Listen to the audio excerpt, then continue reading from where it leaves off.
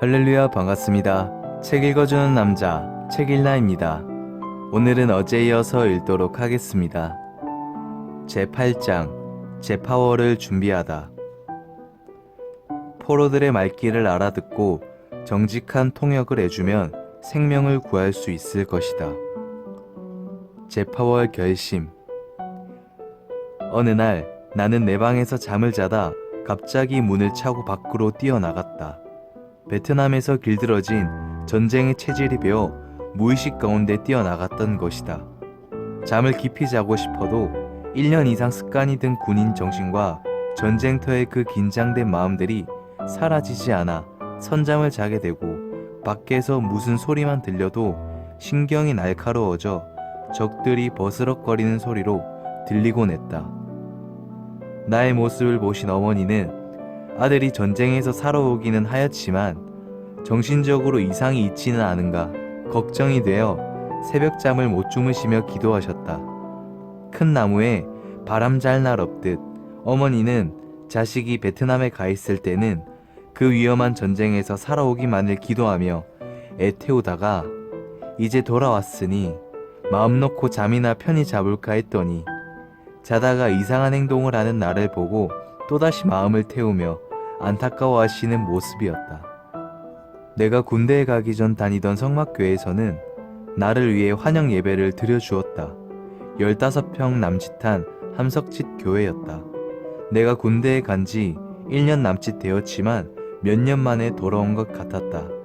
베트남에 있을 때 주일학교 학생들과 교사들이 편지를 써주어서 큰 위로가 되고 늘 감격스러웠던 성막교회는 역시 모정이 있는 내 신앙의 모교회였다. 하지만 내 마음속에 나만이 계획하고 있는 비밀이 있었으니 그것은 제파워를 지원하기로 마음먹은 것이었다. 이미 베트남에 있을 때부터 마음먹었었다. 왜냐하면 작전 시 포로로 잡은 적을 베트남 군중에서 파견 나온 통역관이 몽둥이로 잔인하게 때려 죽이는 것을 몇 번이나 보았기 때문이다. 너무 잔인하게 죽이는 것을 보고 못하게 하였지만 그는 저들이 맞아 죽을 만한 짓을 했기 때문에 때려 죽이는 것이라고 했다. 내가 베트남 말을 알아듣지 못하기 때문에 통역관이 나에게 거짓말을 한다 해도 모를 일이었다. 그때 내가 베트남 말을 할 수 있으면 얼마나 좋을까 생각했다. 포로로 잡은 적이 반항하지도 않는데 베트남군 통역관은 여러 가지 이유를 붙여서 계획적으로 때려 죽이는 것이었다. 맞는 사람은 너무 맞다가 결국 혀를 깨물고 피를 토하고 죽었다. 사람이 나이가 들어 그냥 죽는 모습만 보아도 누구든지 마음에 충격을 받는 법인데 사람이 매를 맞아 죽는 꼴은 정말 눈을 뜨고는 두 번 다시 볼 수 없는 충격적이고 잔인한 일이었다. 사람이 몽둥이로 몇 번 맞으면 곧 죽을 것 같아도 그렇게 머리통을 때리고 허리, 엉덩이 등 온몸을 40대 이상 때려도 쉽게 죽지 않고 가진 몸부림을 치고 혀를 깨물면서도 좀처럼 죽지 않는다. 작전 중에 포로로 잡은 적을 때려 죽이는 잔인한 모습을 보며 나도 적에게 잡혀가면 저렇게 맞아 죽을 것이라 생각하니 너무나 무섭고 두려웠다.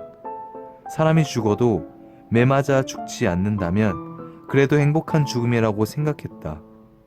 고로 나는 지금도 매를 때리는 놈은 야만인이나 짐승 같은 사람으로 본다.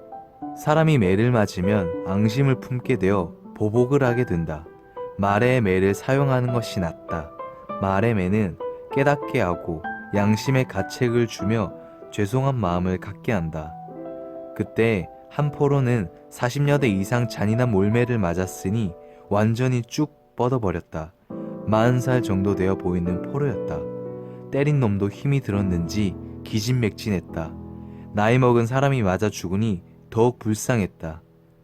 저 사람도 집에 처자식이 있을 것인데 만일 이 광경을 본다면 얼마나 괴로울까. 그 순간도 부인은 군에 간 남편을 생각하고 아들, 딸들은 아빠를 기다리고 있을 텐데 아마 그들의 머리에 무엇인가 섬뜩한 것이 지나갈 것이라고 생각되었다.